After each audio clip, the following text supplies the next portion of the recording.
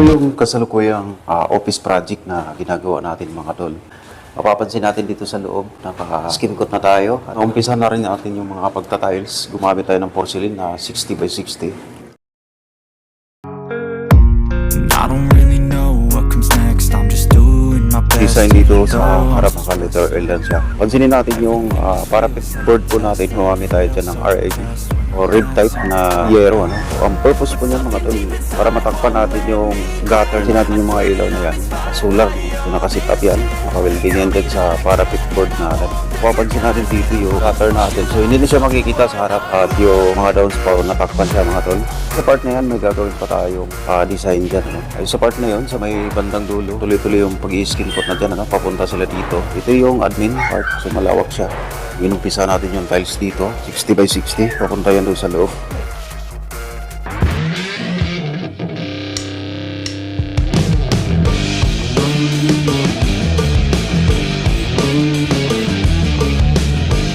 Papansin natin yung matbook. Meron tayong design. Ito yung sa part ng landscape. So meron tong open na 30. Letter L. Okay. So dito mapapansin natin wala tayong nilagay dito na insulation. Ano? Natin sa ilalim ng C-farlets ilalagay yung mga insulation natin para matatakpan natin yan dahil wala nang kisame ito mga tol. Tayong design na gagawin dito. Steel matting ilalagay natin dito at nakasabay na rin yung ilaw. Ano? Ang pinakakisame natin yung insulation na ilalagay natin. So malinis tingnan to mga tol pag nailagay natin yung insulation sa ilalim. Ano? Saka natin pipintura kulay itim na primer. Okay. Yung wall na yan, pinaka-firewall yan mga tol. So ang ginagawa natin dito bago natin nilagyan ng skim coat, meron tong nilagay muna dito ng waterproofing na Banflex bago natin nilagay skim coat. So yung Banflex na nilagay natin, waterproofing, dahil open tong likod nito, firewall. Yun yung protection natin sa pintura natin dito mga tol para iwas moist tayo sa loob. Ano? Okay. Ordinary skim coat lang ginagawa natin dito. Wala nang waterproof tong sa loob ng mga wall. Papansin natin, open yung taas dahil centralized yung aircon na ilalagay. Yan kasalukuyan natin ipa-plastering pa.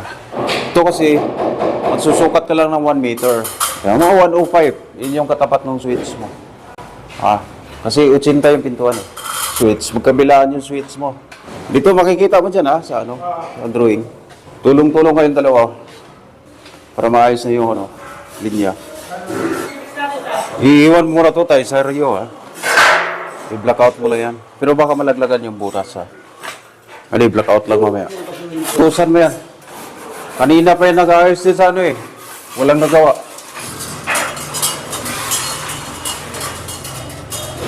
Local pero matalas Yung gagamitin natin mga tol doon sa cube light natin sa part na yan. Kakaroon tayo ng cube light yan, dalawa. Isa doon, isa dito. Pinaka-design natin yan mga tol. Gumamit tayo ng 3/4 na marine plywood. Kaya ito talaga yung ginagamit din sa mga cabinet. Andito din yung switch. Pag ganun yung bukas natin. Okay. Piping natin para sa electrical natin, sa lightning. Nasa ibabaw tol yan ng insulation natin. Okay. Meron ka pa switch dito ilalagay. Yung cob dito rin yan sa loob pala Nalimutan ko. Meron yan dito ilaw. Ito. Yung design na yan may ilaw. Ayan nakabang Yan. Ang switch niyan doon din Okay. Kaya ba sinabi ko sa'yo pantay doon? Dahil inuro ko na sa'yo yan Pantay sa ilalim.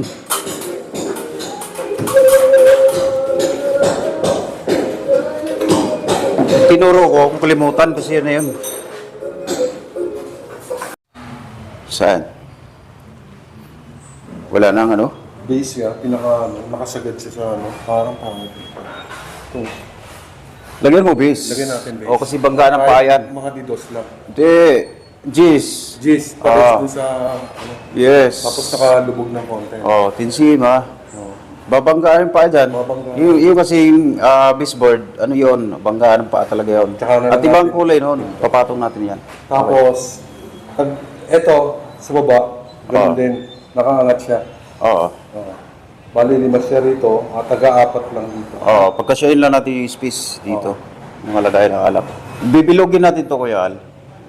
Anong bilog? Itong kanto nito. Kaso hindi tayo makalagay ng salamin, di ba? Baka lagyan ng salamin to. Yung ano, dapat. Diretso lang. Dapat bilog yan dito eh.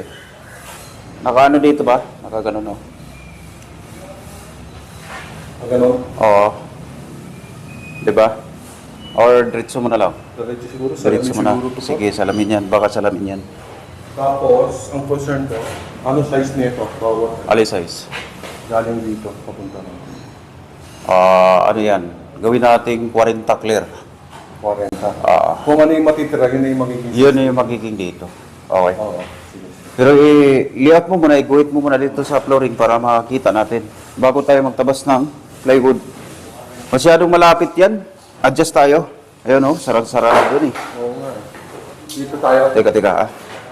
Musto ako na lang. Dito na. Kahit na dito. Adjust tayo dito ko. Yan. Okay. Tingnan natin.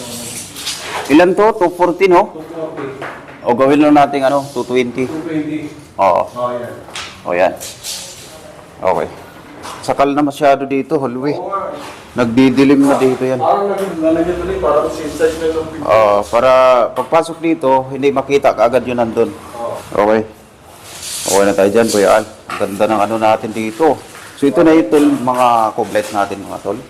Lalagay tayo dito ng ilaw. No? So yung light niya, gagano na lang dito mga tol. Dalawa yan. Yung katumbas, isa. So gagawa na lang natin ang design doon. Okay. Yung part na yan, yun yun. Magiging cabinet. Parang ang liit. Malaki na. Malaki na pare. So, okay. Ang liit nga, kung 240 lang. So, 30. 140 plus 10 is 160. Malaki na yun. Oo. Kasi lagayan lang naman ang alak to eh. Yan. Tapos i-layout mo ulit to. 160.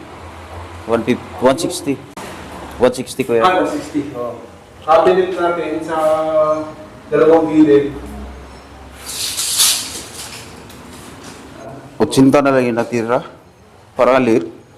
80 rin. Ano pa? Gawin mo 35. Masyadong maliit yung 30. May ano pa. May mga plywood pa. 35. Gawin mo 35.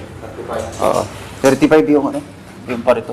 Yung kapal. Yung kapal? Oo. Maliit masyado yun eh. Ano yung gagawin natin design dito sa loob mga tol. At inili-layout natin sa actual to para makikita na natin kung ano yung magiging resulta bago tayo magtabas ng plywood. So ang natira dito, 80. Lilit pa. Ha? Gis. Talaga? Magiging 70. Yung natira dito sa gitna? Oo. Ay, dito? 80. 80 lang ba? Oo, 80. Para daw ba? Saan ba yun? O ginawa lang natin 30 yun eh. So yan. Ano mo kayo? 120 pala. 120. Ay. Tapos... Dalawang gilid. Hindi. O yung cabinet pa kasi ito. Yung ano pa. Yung dalawang cabinet. Ito. Kaya nga eh. Oo, yung dalawa. 80. Bali kung gagawin kong 40 yung cabinet, may matitirang 80. Ganun ba? Oo. Kung 40. Okay na ito 40. Sa cabinet. Okay na ba? Oo, okay na ito. Kaya nga. Hindi na natin pwede kainin yung space. Hindi na. May dulilit na yun. Oo. Okay na yan. Sa pangmaliit eh. Okay na to. Pwede na ito. Hindi lang nga. Okay na yung cabinet sa 40. Hindi nga natin pwede iurong dito. Parang hindi nag-receive. Pangit. Magdidilim to eh. Oo. Tsaka magiging parang... Okay na yan kaya. Sige. Yan na may sinabi ni boss, di ba? Anong 40? Papasok tayo doon konti. Sige, okay na yun kuya. Ito. Para ma-tiles na to. Liga, turo ko muna sa'yo. Baka malimutan mo.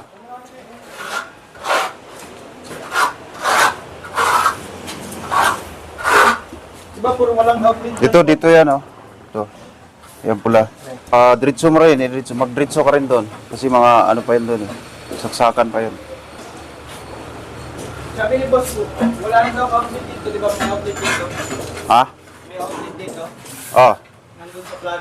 Sabi ko, wala na daw kasi ano na dito eh. Sino may sabi sa'yo, lagyan yan? Hindi, doon sa plano eh, meron. Wala naman ako sinabi sa'yo, lagyan yan eh. Eh, sinabi ba ako? Wala. Oo. Eh, ba't mo babanggitin yan? Eh, yan yung sinasabi ko, may outlet doon.